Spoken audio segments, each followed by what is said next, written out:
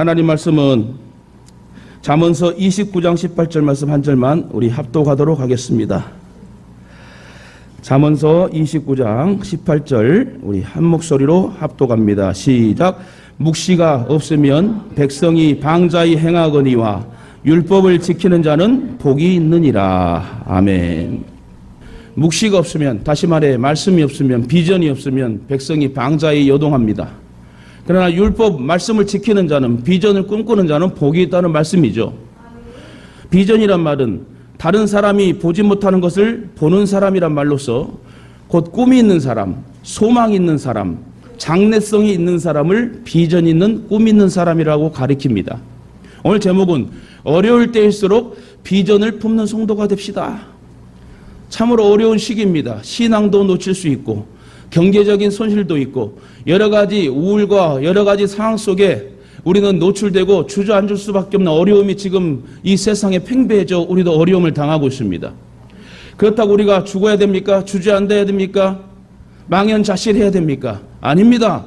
어려울 때일수록 그 비전을 품고 믿음으로 나아가는 자에게 하나님은 쓰시고 은혜를 베풀어 주시고 피하게 하시고 열리게 하시고 뚫리게 하시고 할렐루야. 이렇게 비전이 있는 사람은 적극적인 생활 자세를 가지고 인생을 살아갑니다. 아무리 어려워도 적극적인 비전과 이 꿈을 가지고 나아갈 때에 적극적인 삶을 살 수 있도록 하나님은 환경을 열어주는 거예요. 아무리 죽을 상황에도 정말 솟아날 구멍이 있다, 쥐구멍이라도 있다 생각하고 움직이려고 깨어있는 사람은 하나님 어떤 환경을 지진이 나고 옥문이 열리게 해서 감옥문이 열리게 하시고 간수장이 회개하고 간수장의 모든 식구가 구원받는 역사가 있게 될 줄 믿습니다. 우리 하나님은 살아계신 하나님이에요. 여러분, 할 수 있거든이 무슨 말이냐? 믿는 자에게 능치 못할 일이 없느니라. 누가 할 수 있어요? 하나님 하신다는 거예요. 내가 하려고 하니까 넘어집니다. 내가 하려고 하니까 무너집니다. 내가 하려고 하니까 죽을 상황이 벌어집니다. 빌립보 4장 23절에 내게 능력 주신 자 안에서 내가 모든 것을 할 수 있느니라. 그런 유명한 사도 바울의 고백이 나오기까지는 저번에도 말씀드렸지만 이러한 고백의 말씀이 어떻게 나왔다고요? 예수 믿기 전과 예수 믿은 후의 삶의 모든 인생의 파노라마는 오직 주님이 능력 주셔야 가능하다. 그래서 주님의 능력 안에 말씀 안에 겸손히 거하는 자에게 하나님의 은혜가 있게 될 줄 믿습니다. 사람은 위를 바라보는 존재예요.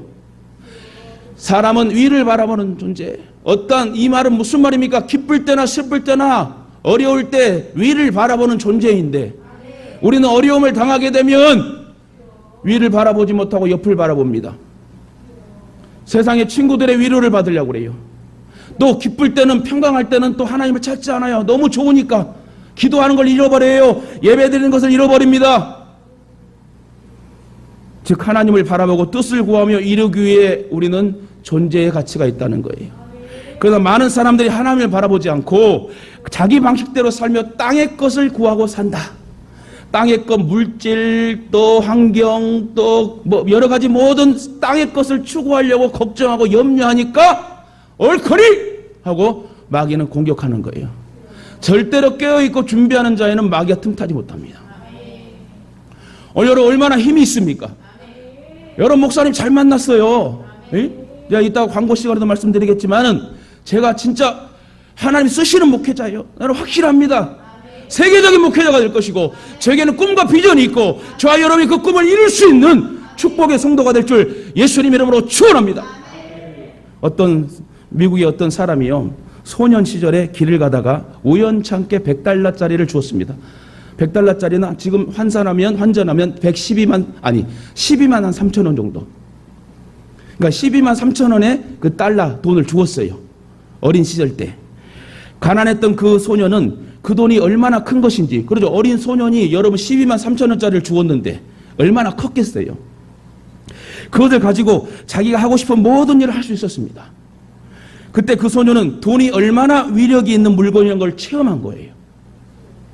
그리고 돈을 얻기 위해서는 땅을 보고 다녀야 되겠구나 생각을 하고, 그런 후에 그는 평생 길바닥을 보고 다니면서 돈이 될 만한 것들을 다 주었다고 그래요. 그가 평생에 주운 것들은 단추가 29,519개, 머리핀이 54,172개, 수만 개의 동전을 주었다고 합니다. 그러나 결국 그는 부자가 되지 못했고 그것들을 줍느라고 아름다운 하늘도 보지 못하고 좋은 세상에 하나님이 창조하시는 모든 작품들을 구경하지 못하고 생을 마감합니다. 이런 인생을 넉마주의라고 그래요. 이 사람은 평생을 넉마주의 인생으로 산 것입니다. 특히 이 사람은 돈을 줍는데 평생을 바치다가 넉마주의가 되었습니다. 저는 전라남도 목포 출신입니다. 저도 목포역에 동생 집사람하고 놀러 갔다가 우연찮게 그때 500원짜리라는 게 생겨가지고 500원이 100원의 5배 아닙니까? 500원짜리를 아이스크림 파는 그 기계 밑에 500원짜리를 줍고 나서 와, 얼마나 기쁘고 감사한지. 저도 3일 동안 목포역을 전전하면서 어린 시절, 전 확실하게 저도 경험을 했어요. 아, 이렇게 목포역을 전전하면 500원짜리, 100원짜리 줄 수 있겠구나. 그러면 아이스기계도 사 먹을 수 있겠구나. 아마 그런 사람들이 있을 것입니다. 어떤 청년이 저한테 그래요. 목사님, 저하고요, 그 전파 탐지기란 것을 하나 사가지고 강릉과 속초와 부산 해운대까지 모래 해변을 한번 쫙 뒤지면요, 금고리, 은고리 다 나온다는데요. 한번 해볼까요? 너나 해라 그랬어요. 특히 이 사람은 돈을 주는데 평생을 바치다 넉마주의가 되었고 부자도 되지 못하고 하나님이 창조하신 작품과 가정을 돌보지 못, 연약한 인생이 되었고 죽게 됩니다. 여러분은 이러한 넉마주의 인생이 좋게 보입니까? 결코 좋게 보이지 않을 것입니다. 하나님은 꿈꾸는 사람들을 통해 일하십니다. 땅을 보고 땅의 것을 추구하는 사람을 쓰시지 않고요, 아무리 힘들고 어려워도 어떠한 상황에도 하나님을 바라보고 다윗과 같이 찬양하고 고백하고 기도하는 자를 하나님은 쓰신다는 거예요. 여러분, 내가 죽고 싶어서 죽는 줄 알아요? 저도 여러분 3번 죽을 뻔했어요. 진짜 여러분, 빨리 죽으면 빨리 죽는 것이고 내 운명도 내 인생도 생명도 하나님께 달려있다. 아브라함은 꿈꾸는 사람이었습니다. 원래 그는 꿈을 갖고 태어나지 않았어요. 환경, 배경, 진짜 우상의 배경이죠. 왜냐? 아브라함은 갈대아 우르에 태어나 아버지 데라 밑에 태어나가지고 우상을 깎아 만드는, 파는 그런 아버지의 배경 밑에서 우상 하나에 3,000원이요, 이 목견은 2,000원이요 그러면서 자랐던 소년 시절의 아브라함. 그런데 하나님이 아브라함을 착출합니다. 아브라함아, 너는 내가 가라는 지시한 땅으로 가라! 저는 여기에 대해서 하나님의 은혜를 체험합니다. 아무것도 없는, 환경이 정말 어떻게 보면 우상의 조건임에도 불구하고 아브라함에게 꿈을 주시려고, 아무것도 배경도 없는 그 아브라함에게 꿈을 주시려고 그 영혼을 착출했다는 거예요. 오늘 이 말은요, 저와 여러분 하나님 착출해서 구원의 복을 주시고 구원받고 천국 간다는 천국의 시민권이 있다는 걸 여러분 축복입니다. 여러분, 이거 진짜 담대하게 자랑하며 다녀야 돼요. 나는 구원받은 자요, 하나님의 자녀요. 마태복음 7장 21절에 나더러 주여 주여 하는 자마다 천국에 들어갈 것이 아니요 다만 하나님 말씀에 뜻대로 행하는 자라야 천국에 들어갈 것이니라. 많은 사람이 지금 새 신앙을 팔고 있습니다. 우리 교회 오면서도 양쪽에 많은 교회들이 지금 무너지고 간판이 없어진다고 그랬습니다. 여러분, 상당히 참으로 심각한 위기에 지금 팬데믹 상황에 우리는 노출되어 있습니다. 갈대아 우르 땅에서 우상을 만들어 파는 아버지 데라 밑에서 지극히 꿈이 없는 평범한 사람으로 살았던 아브라함을 하나님은 착출하고 그에게 꿈을 심어줍니다. 하나님께는 그에게 가나안 땅으로 가서 큰 민족의 조상이 되고 복의 근원이 될 꿈을 심어주었어요. 그때 아브라함은 하나님 말씀에 어떻게 했다? 따지도 묻지도 않고 바로 순종했다. 왜요? 하나님의 은혜잖아요. 그리고 거기서 그 꿈들을 성취하고 또한 자신의 나이 100세, 90세인 아내 사례로 말미암아 아들 이삭이 태어납니다. 여러분, 하나님의 은혜로 아브라함은 이 꿈을 행동으로 옮겨 믿음의 조상이 된 거예요. 이처럼 하나님은 꿈꾸는 사람을 통하여 복을 주신다. 요셉도 17세에 애굽에 팔려갖고 13년 동안 보디발의 집과 감옥에 살다가 30세에 애굽의 총리로 올라가게 됩니다. 요셉은 고난의 세월을 보냈지만 결코 불평하거나 억울하거나 원망하거나 눈물로 살지 않았어요. 얼마나 억울했겠어요. 현실만 보면 자기 형들이 배신합니다. 자기 형들이 자기를 팝니다. 팔아서 자기는 종살이하고 감옥살이를 13년 했는데 얼마나 억울하고 누명의 아픔과 속상함이 넘쳐났겠습니까? 그러나 그는 고난의 고통의 역경의 세월을 보냈지만 불평하고 원망하지 않았다고 성경은 말합니다. 그는 하나님의 섭리를 오히려 인정하며 하나님과 동행하는 삶을 살았기에 형통한 삶을 살게 됩니다. 다시 말해 하나님의 은혜로 요셉은 꿈을 꾸는 사람이 되어버린 거예요. 지극히 꿈이 없는 현실의 상황에서 하나님께서 그의 마음에 비전과 꿈을 주셔서 그는 꿈의 사람, 비전의 사람이 됩니다. 오늘 하나님도 저와 여러분의 꿈과 비전을 주셨어요. 여러분 안에 주신 그 꿈과 비전을 발견하고 그 꿈을 사용하시고 그 꿈을 이룰 수 있도록 여러분 헌신하고 노력하고 의지를 더해야 된다. 여러분, 요셉은 하나님의 인도하심 가운데 가는 곳곳마다 맡은 일에 충성을 최선을 다합니다. 보디발의 집에서 모든 소유물을 주관했고 감옥 안에서 간수장이가 옥중 제수를 다 요셉의 손에 맡김으로 재반 사물을 요셉이 다 처리합니다. 하나님 어디 가든 하나님의 사람을 꼬리가 되지 않고 머리가 되게 하십니다. 오늘 저와 여러분 자녀와 후손이 꼬리가 되지 않고 머리가 되어 하나님의 영광을 드러내며 지혜롭게 쓰임받을 수 있는 축복의 후손이 되시길 예수님 이름으로 축원합니다. 애굽의 총리가 되어 가뭄과 기근에 처한 애굽과 주변국을 구합니다. 대지진이 일어납니다. 애굽뿐만 아니라 주변국이 다 식량을 사러 오지요. 그때 하나님이 애굽의 총리로 세워 요셉을 사용하셨단 말이에요. 하나님이 요셉과 함께 하시니 그의 발걸음이 닿는 것보다 복이 임했다는 거예요. 이처럼 저와 여러분도 가는 곳마다 복의 사람이 되고 복을 여러분 빌어주고 복을 여러분 열매로 맺어지는 그런 축복의 주인공 되시길 주님의 이름으로 축원합니다. 따라합시다. 나는 꿈의 사람입니다. 복의 사람입니다. 하나님의 사람입니다. 할렐루야. 먼저 요셉 때문에 보디발의 집이 복을 받습니다. 또한 요셉이 총리가 되니 애국과 온 세상 백성이 기근을 잘 넘기고 복을 받게 됩니다. 하나님은 요셉에게 땅의 모든 족속이 너로 말미암아 복을 얻을 것이라고 말씀하셨어요. 누가요? 하나님이 그랬어요. 요셉에게 땅의 모든 족속이 너로 말미암아 복을 받을 것이로다. 그렇게 흉악한 기근과 가뭄 속에 굶주림 속에 요셉을 통하여 애굽뿐만 아니라 주변국이 살아났어요. 이처럼 하나님의 주권과 섭리를 인정하는 사람은 그에게 주신 하나님의 비전을 이루기 위해 최선을 다합니다. 야곱의 가족 70명이 애굽의 고센 땅이란 땅에서 430년이 흐르는 동안 장정만 60만 명이고 여러분 남녀노소 200만 명으로 성장하게 됩니다. 하나님께서는 이스라엘이 대적의 침략을 당하지 않고 안전하게 보호하고 번성할 수 있도록 애굽으로 인도하셨습니다. 이는 궁극적으로 요셉을 통하여 열방의 제사장 나라 사명을 감당하기 위하여 요셉을 먼저 보내고 누명과 억울함 상황 속에서 하나님이 그에게 형통하게 하시고 하나님의 영광의 이름을 드러내시기 위해서 하나님의 요셉을 먼저 보내 그 모든 삶과 고난 속에서 하나님은 꿈을 주셨단 말이에요. 다시 말해 어려울 때일수록 여러분 꿈과 비전이 있는 사람 망하지 않아요. 말씀이 있는 자는 망하지 않습니다. 저도 망하지 않잖아요. 말씀 중심으로 쓰니 하나님은 더 보내주시고 역사하시고 용장과 용사를 보내주셔서 우리 교회를 통하여 수많은 백성들이 살아난 역사가 있게 될 줄 믿습니다. 이러한 하나님의 위대한 비전에 요셉이 훌륭하게 쓰임을 받았습니다. 물론 그 과정에 요셉은 말할 수 없는 시련과 연단을 겪었습니다. 그러나 그가 하나님의 섭리를 깨닫고 하나님과 동행하는 삶을 살았을 때 하나님은 그를 형통케 하셨다고 성경은 곳곳마다 증언합니다.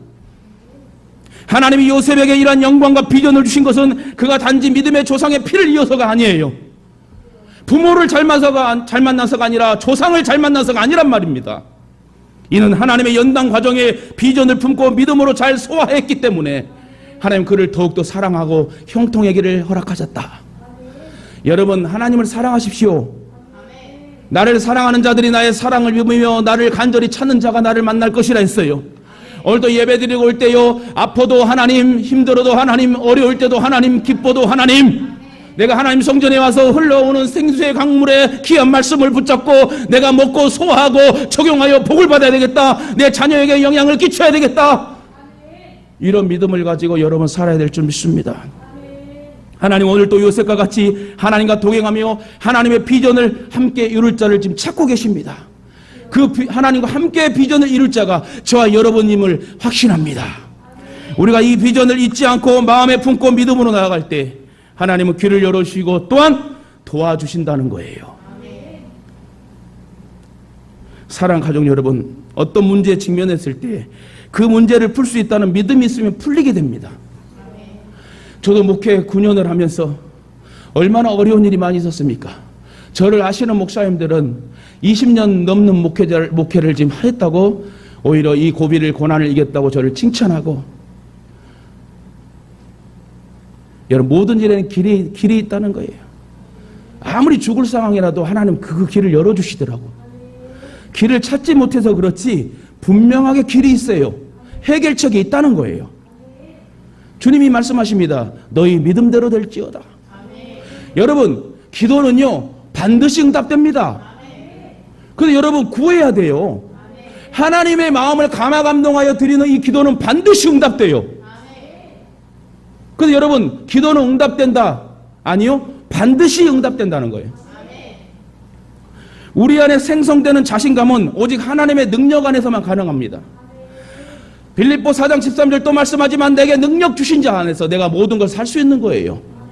내 몸과 마음과 모든 재반사도 하나님이 나에게 능력 주시하는 것이고, 오늘 이 귀한 이 재단의 주의 이 연약한 종도 세워서 하나님 말씀하신 것도 능력 주셔서 할 수 있다는 거예요. 하나님 힘 주셔야 할 수 있다는 거예요. 여러분 사도 바울이 이 말씀이 고백되기까지 모든 인생의 결과는 하나님 앞에 달려있다는 거예요.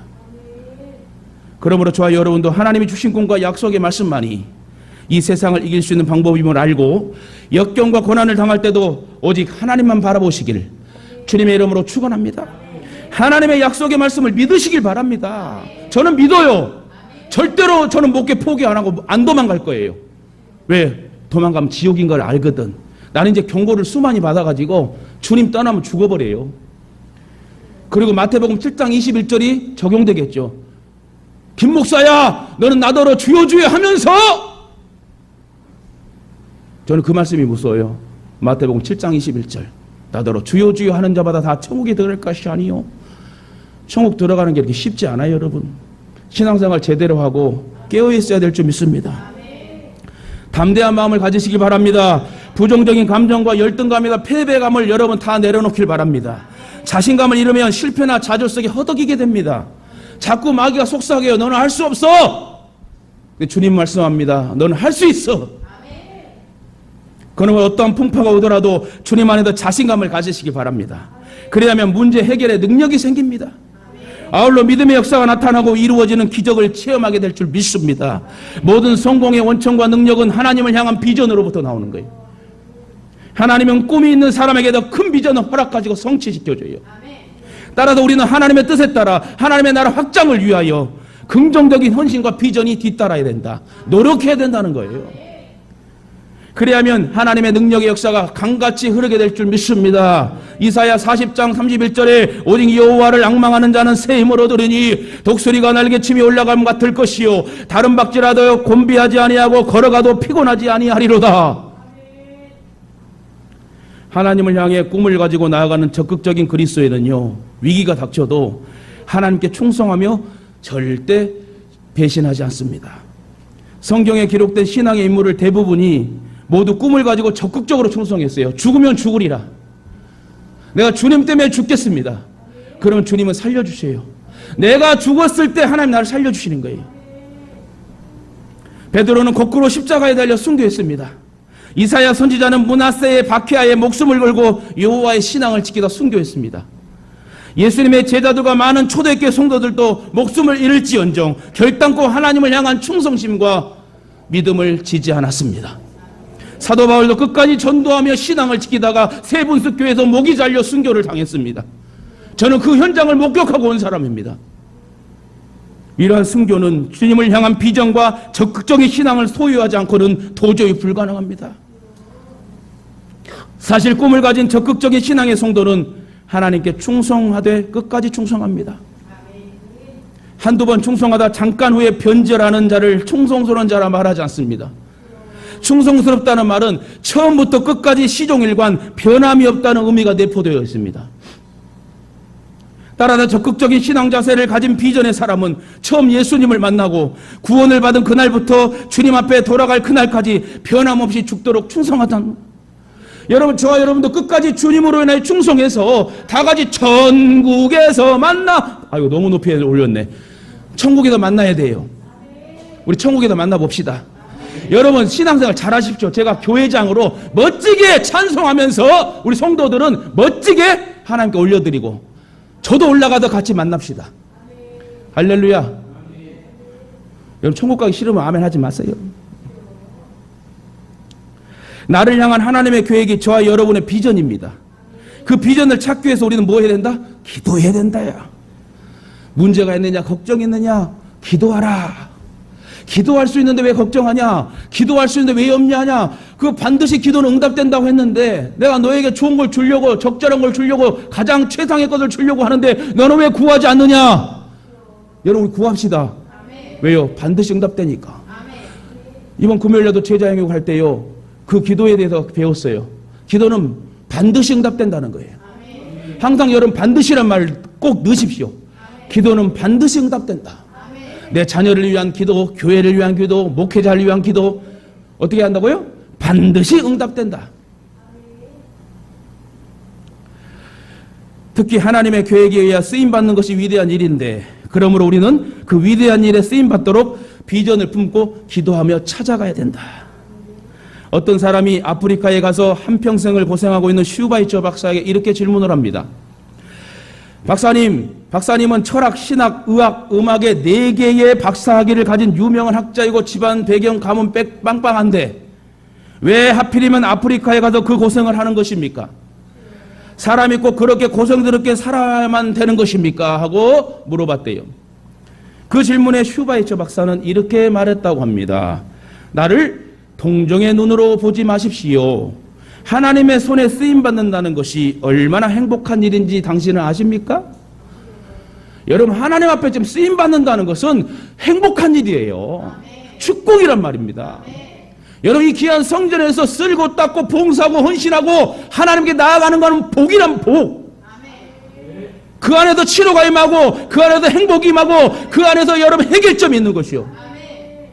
그렇습니다. 이것이 인생을 바로 사는 사람의 모습이에요. 사실 하나님의 도구로 쓰임받는다는 것, 하나님의 계획에 쓰임받는다는 것이 얼마나 영광되고 행복한 일입니까? 여러분 진짜 우리가 은혜 받고요 영원 구령의 열정을 가진다면요 지금 예배 끝나고 여러분 당장 공원에 가서 복음을 전할 거예요. 예전에 그런 첫사랑의 기쁨이 있었잖아요. 진짜 내가 구원받았으니 이 귀한 복음의 소식을, 기쁨의 소식을 안 믿는 자들에게 복음을 전해야 되겠다. 이런 열정들이 저와 여러분에게 있을 줄 압니다. 이런 비전이 있는 저와 여러분 되시길 다시금 주님의 이름으로 축원합니다. 하나님은 우리를 향한 기대감, 계획, 목적을 가지고 계세요. 왜 만나게 하셨습니까? 여러분 잘 만나 축복의 역사를 이루시려고. 우리가 알거니와 하나님을 사랑하는 자, 곧 그의 뜻대로 부르심을 입은 자들에게는 모든 것이 합력하여 선을 이루느니라. 왜 여러분 교회 주의 사자를 보내고 오늘 기도자 너무 기도 잘했어요. 다른 내용도 90점인데 100점짜리 한 문장이 있어요. 뭘까요? 우리 사랑하는 목사님. 저는 그 한마디에 위로가 와요. 아, 저 집사님 날 사랑하는구나. 싫어하면 그 문장 안 써요. 아, 저는 확실해요. 사랑도요 받아본 사람이 한다고. 오늘 기도자 얼마나 쑥스러워합니까? 쑥스러워하고 내성적인 분이에요. 근데 이렇게 우리 사랑하는 목사님, 근데 그 한마디의 고백이 저도 위로가 되고 모든 분위기가 위로가 되고 이렇게 힘있는 설교가 나오잖아요. 이 말은 여러분 진짜 우리는 하나님께서 우리에게 주시는 계획과 목적이 있고 만남을 주셨어요. 가족으로 만나게 하시고 하나님의 성도로 만나게 하시고 하나님 그 교회를 통하여 지역의 복음화를 이루게 하여 곳곳마다 주의 사자를 보내고 하나님 말씀을 가르치고 근데 천국 가는 그날까지 많은 생명을 살리라고 우리에게 복음의 사명을 주었다는 거예요. 저는 우리 교회 너무 자랑스러워요. 이따 광고 시간에 말해드릴게요. 너무 자랑스럽고 저는 오늘 오히려 자부심을 가지고 목회합니다. 여러분 하나님 우리를 향한 기대감, 계획, 목적을 가지고 계시는데 이것을 발견하는 것이 비전이다. 다시 말해 나를 향한 하나님의 계획하심을 발견한 것이 비전인데요. 그러므로 먼저 하나님의 계획을 믿음으로 인정하는 것이 중요합니다. 아브라함은 그 믿음을 가졌어요. 요셉도 마찬가지입니다. 하나님이 나에게 꿈과 비전을 주시고 사랑하는 아브라함아, 사랑하는 요셉아, 사랑하는 누구누구야 하라는 것을 믿었기 때문에 그들은 꿈과 비전을 가지고 어떤 어려움 때일수록 더 주님을 닮아갔다. 이처럼 우리도 하나님의 계획하심을 믿으시길 바랍니다. 그 믿음이 있을 때 어떠한 어려운 환경에도 넘어지지 않습니다. 하나님의 꿈과 세상의 꿈은 다릅니다. 나를 향한 하나님의 계획하심과 기대감이 바로 비전이라는 거예요. 그 비전을 하나님이 주시고 또한 이루게 하신다. 그러나 세상의 비전은 자신이 계획을 세우고 자신의 노력과 능력으로 이루려 합니다. 자기 지식을 의지하려고 그래요. 자기 경험을 사용하려고 그래요. 100% 실패입니다. 당장은 잘 될 수 있어요. 그러나 하나님 없는 삶은, 하나님의 능력이 없는 모든 계획은 수포로 돌아간다. 자기 지식과 경험으로 살려고 발버둥치며 결국엔 호적거리다 죽습니다. 하나님은 비전을 가지려고 하는 성도들에게 교회와 국가와 민족을 위한 새로운 비전의 사람으로 만들어 가시는 분입니다. 또한 하나님은 성도들로 하여금 비전을 갖도록 감동, 감화로, 말씀으로, 기쁨으로 역사하십니다. 하나님은 비전을 잃어버린 사람에게 다시 찾아오셔서 감동을 주시고, 사랑하는 내 딸아, 사랑하는 내 아들아, 내가 너와 함께 하리라.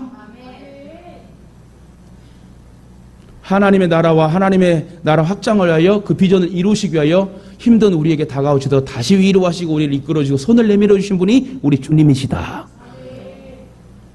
지금 가지고 있는 비전보다 더 나은 비전의 세계를 활짝 펼쳐나가시길 주님의 이름으로 축원합니다. 비전을 가진 사람은 어떤 역경과 시련과 고난이 와도 결코 물러서지 않고 이겨낼 수 있는 사람입니다. 죽어있는 물고기는 흘러가는 물을 따라 떠내려갑니다. 그러나 살아있는 물고기는 물을 거슬러 올라갑니다. 대표적인 물고기 중에 하나, 여러분 연어 알아요? 몰라요? 연어 참 맛있게 드시죠? 여러분 연어도 산란기가 되면 강 상류를 점프하면서 까지 거슬러 올라가 목적을 달성하고 산란하고 죽습니다. 그래서 연어가 맛이 있는가 봅니다. 어쨌든 움직이는 동물들이 맛있다고 그래요. 그냥 퍼 먹고만 있고 이렇게 가만히 있는 돼지 소도는 맛이 없대. 그러니까 이렇게 돼지 소도 이렇게 방목하고 이렇게 막 움직이게 하고 이렇게 해서 하는 소와 돼지 이런 육류들은 맛이 있다고 그럽니다. 어쨌든 연어도요, 살아있으니까 그 목적을 달성하기 위해서 그 어려운 하류에서 상류까지 올라오기 얼마나 힘듭니까? 올라올 때 살 다 까지죠. 어떠한 어려움 속에서도 여러분, 그런데 그 산란을 하기 위해서 목적을 달성하기 위하여 강 상류까지 점프하면서 곰에게도 잡혀먹고 그러면서도 계속 뛰어오르면서 목적을 달성하고 죽습니다. 다시 말해 우리 인간도 하나님이 그 목적을 이루고 비전을 성취하기 위하여 우리를 택해 주셨다는 거예요. 비전이 없는 사람은 죽은 물고기처럼 세상 흘러가는 대로 떠밀려 죽음의 세계로 갑니다. 하지만 비전이 있는 사람은 살아있는 물고기처럼 모든 역경을 딛고 앞으로 위로 올라갑니다. 다시 말해 꿈과 비전이 있는 자는 죽지 않습니다. 망하지 않습니다. 믿으십니까? 동의하십니까? 고로 저와 여러분도 죽지 않습니다. 망하지 않습니다. 왜 그러냐면 꿈과 비전이 있기 때문에 그렇습니다. 말씀 맺겠습니다. 비전 있는 사람은 잘 됩니다. 코로나 팬데믹 상황에 다들 안 된다고 하는데, 그러나 꿈을 가진 사람은 절대 잘 됩니다. 돈이 안 벌린다 하는데도 꿈을 가진 사람은 돈을 잘 법니다. 취직이 안 된다 하는데도 꿈을 가진 사람은 취직을 합니다. 다들 실패했다고 하는데 꿈을 가진 사람은 성공을 합니다. 이처럼 성공한 사람은 확고한 비전을 가진 사람입니다. 꿈을 가진 사람은 잘되고 복된 인생을 살아갑니다. 꿈을 가진 사람은 공부를 해도 열심히 합니다. 꿈을 가진 사람은 일을 해도 열심히 합니다. 꿈을 가진 사람은 믿음 생활도 열심히 합니다. 꿈을 가진 사람은 하나님께 절대 헌신합니다. 그래도 하나님의 특별한 복을 받습니다. 또한 비전은 죽어가는 사람에게 살아야겠구나 하는 삶의 의욕을 주는 것이기에 병석에 누워있어도 비전을 가진 사람은 빨리 나와서 그 비전을 성취해야 되겠다는 마음을 가지고 그 암덩어리도 떠나가 버린다는 거예요. 만병의 근원이 마음에 달려있다 해도 비전을 가진 사람은 어떤 질병들도 이겨낼 수 있습니다. 이럴 때 여러분 생각나는 찬송이 뭡니까? 할 수 있다 하시니는 나의 능력 주 하나님. 할렐루야. 할 수 있게 하시는 하나님의 능력이 있기 때문에, 할 수 있게 하신 능력의 하나님을 바라보고 의욕을 가지고 의지를 가지고 용기 백배에 기도하고 전진하고 나아가는 자에게 성령의 기름을 부어줄 줄 믿습니다. 비전이 없는 사람은 밥을 먹어도 맛이 없어요. 그러나 비전이 있는 사람은 밥을 먹어도 뭐를 먹어도 맛이 있어요. 비전이 있는 사람은 아주 작은 것에도 감사하는 사람입니다. 그러나 비전과 꿈이 없는 사람은 매사에 불평합니다. 그러나 비전이 있는 사람은 불만이 사라지고 원망이 사라지고 항상 평강과 기쁨이 넘칩니다. 그러므로 저와 여러분도 꿈과 비전을 가지고 열심히 사시길 주님의 이름으로 축원합니다. 나폴레옹은 프랑스의 자랑입니다. 그는 유럽 통일의 꿈이 있었어요. 여러분 아시죠? 나폴레옹. 모르십니까? 저는 어렸을 때부터 알았어요. 나폴레옹. 제가 제일 존경하는 인물이 나폴레옹이었어요. 감동이 없으니 오늘 또 같이 공유를 해야 재밌는데 이런 귀한 얘기 들어보세요. 어쨌든 나폴레옹 유명한 여러분 정복자지요. 남들은 전쟁의 적이라 해서 싫어하는 사람도 있습니다. 안티는 항상 있습니다. 여러분 그는 유럽 통일의 꿈이 있었는데 유럽을 통일하여 세계를 하나로 하는 통일국가를 이루는 꿈을 가졌습니다. 그는 지금도 유럽의 정치, 경제, 사상을 지배하는 거의 신화적인 존재라고 말합니다. 사실 나폴레옹의 꿈은 유럽에 존재하는 힘이 비슷하면 서로 싸우게 되니까 그것들을 훨씬 능가하는 힘이 있어서 모든 것을 하나로 집약시켜 평화의 유럽을 만든다는 계획이 있었어요. 같이 그만하면 싸워요. 무슨 말인지 아세요? 여러분 완전히 같이 비슷비슷하면 야, 너 한 대 때렸으니 나도 때릴게 이렇게 돼. 그러나 여러분 한 사람이 한 나라가 져버려. 강한 적이로 여러분 못 덤벼봐. 그러면 여러분 다시 말해 나폴레옹은 좀 강한 능력으로 같이 유럽을 통일해서 같이 통일국가를 만들자. 그래서 그는 헐벗고 굶주린 3만의 군대를 꿈과 비전을 주어 하나가 되게 했습니다. 나폴레옹과 같은 꿈을 가진 그 패잔병들은 놀랍고 막강한 군대로 거듭납니다. 그리고 그는 그 군대로 위대한 승리를 거두게 되고 가는 곳곳마다 전쟁을 여러분 이기게 됩니다. 그래서 지금도 나폴레옹은 프랑스의 자랑이라고 말하죠. 하나님을 향한 꿈과 비전이 확실한 사람은 후손에게도 존경의 영향을 끼칩니다. 여러분 잘 들으세요. 이 말씀이 참 은혜 되는 말씀이고 여러분 처음 듣는 사람들이 많을 것 같아서 여러분에게 소개하고 마치고자 합니다. 뭐라고요? 하나님을 향한 꿈과 비전이 확실한 사람은 후손들에게 죽어서도 후손들에게 영향을 끼치는 존경받는 사람이 된다는 거예요. 잘 들어보세요. 요셉은요 110세를 살며 그의 둘째 아들인 에브라함의 자손 3대까지 보았고 장자인 므낫세의 아들인 마길의 아들들도 요셉의 슬하에서 자라게 됐대요. 다시 말해 손자들까지 잘 요셉이 잘 거느리고 살았다는 거예요. 요셉은 자기의 생이 얼마 남지 않은 이때에도 슬퍼하거나 후회함이 하나도 없이 하나님의 언약의 말씀을 믿고 준비합니다. 죽음을. 아버지 야곱이 자신에게 역사한 하나님의 비전을 이스라엘 자손에게 남깁니다. 유언을 했어요. 죽기 전에 유언을 했어요. 어떤 유언을 했냐면 애들아 내가 죽고 난 후에는 이 애굽 땅에 매장하지 말고 나를 가나안 땅에 매장해두라. 요셉은 하나님께서 가나안 땅을 주실 걸 확신하고 자기가 죽은 후에 애굽 땅에 묻지 말고 약속의 땅 가나안 땅에 묻게 해달라고 간절히 유언을 합니다. 그러면서 애굽을 떠날 때에 자기 해골을 메고 올라가겠다 하라 맹세하면서 형제들의 맹세를 시키는 성경의 구절이 나와요. 과연 요셉의 유언대로 그 유언을 후손들이 잘 지켰겠습니까? 지켰습니다. 지켰으니까 얘기하죠. 잘 들어보세요. 여기서부터 더 중요해요. 요셉이 죽은 후 그의 몸에 향 재료를 넣고 애굽에 입관하긴 했습니다. 그러나 애굽 땅에 아주 매장하지 않고서 430년 동안 애굽 땅에 잠깐 매장했어요. 애굽 땅에 묻긴 묻었는데 완전 매장이 아니다. 430년 동안 입관하게 하고 매장하여 잘 애굽에 보관하다가 출애굽할 때에 모세는 요셉의 해골을 가지고 갔어요. 누가? 모세가 요셉의 해골을 가지고 출애굽합니다. 그래서 출애굽기 13장 19절 일이 써 있어요. 모세가 요셉의 유골을 가졌으니 이는 요셉이 이스라엘 자손으로 단단히 맹세하여 이르기를 하나님이 반드시 너희를 찾아오시리니 너희는 내 유골을 여기서 가지고 나가라 하였음이더라. 그래서 모세가 요셉의 유골을 가져갑니다. 말이 쉽지 요셉의 유고를 애굽 땅에서 가나안까지 옮긴다는 건 도저히 불가능한 일이에요. 아시다시피 이스라엘의 불순종으로 여러분 불과 열 하루면 도달할 그 가나안 땅 길을 불순종에서 40년을 헤매고 여러분 고난을 당하게 되지요.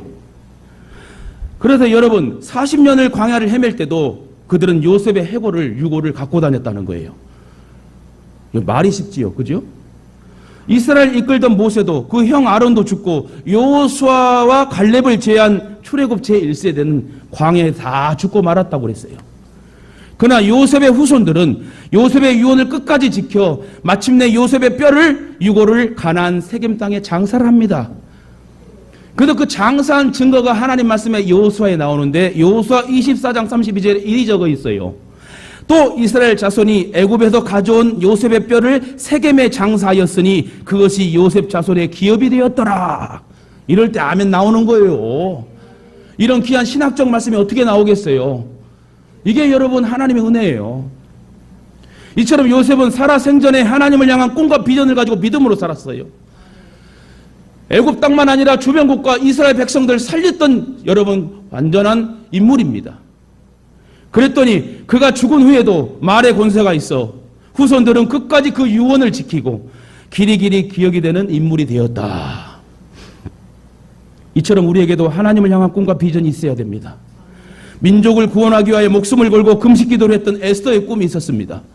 이스라엘을 구원하기 위한 모세의 꿈과 비전도 있었습니다.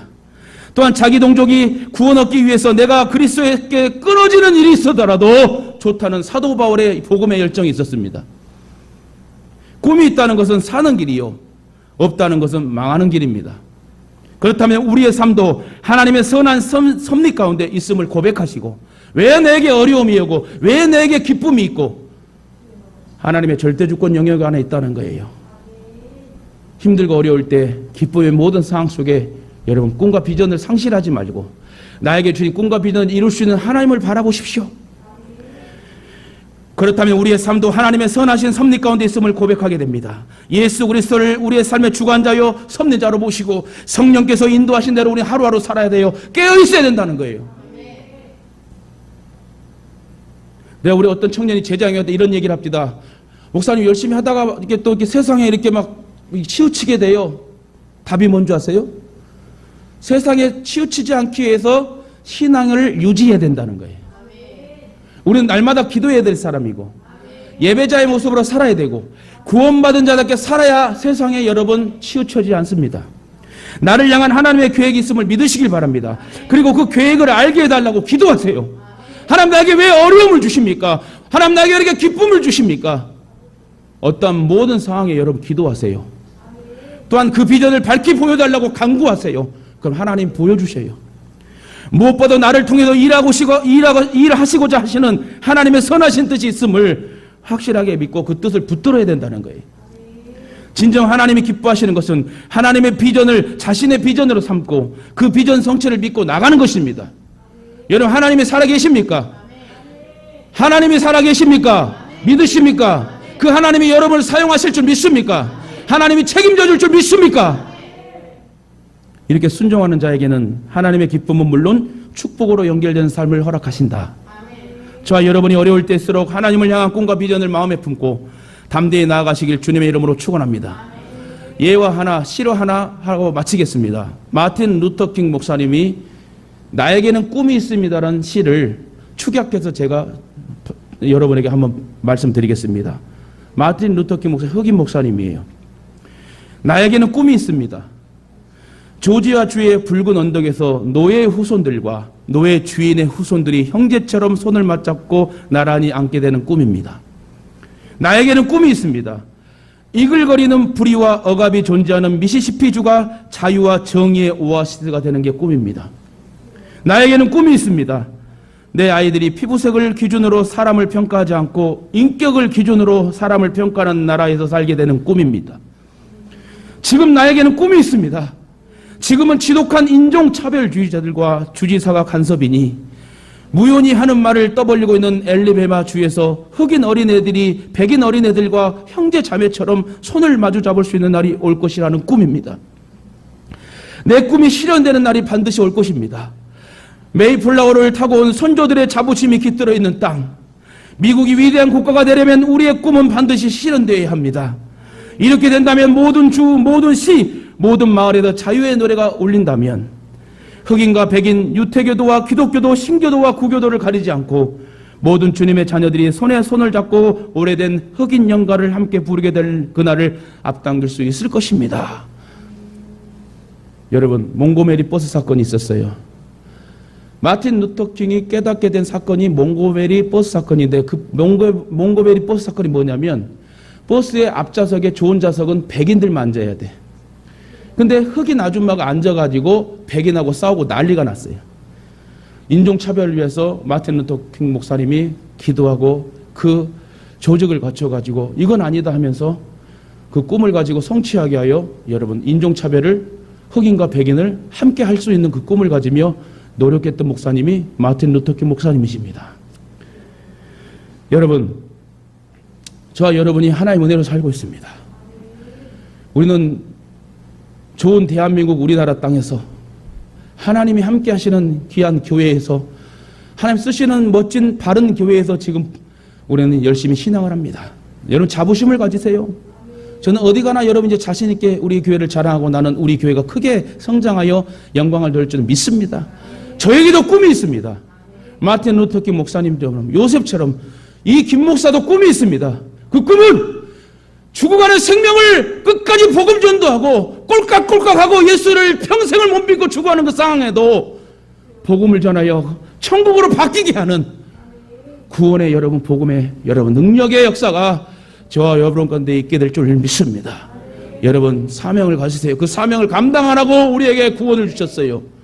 가만히 있으라고, 주저앉으라고, 걱정하라고, 염려하라고 아닌, 하나님 우리에게 너는 내 아들이라, 너는 내 딸이라, 왜 걱정하고 염려하느냐, 기도할 수 있는데, 넌 나만 바라보면 살 수 있는데 라는 그 하나님의 음성을 여러분 들으시고 정신을 차려서 우리 주님을 위해 헌신하며 복음 전하는 주의 성도가 되길 주님의 이름으로 축원합니다.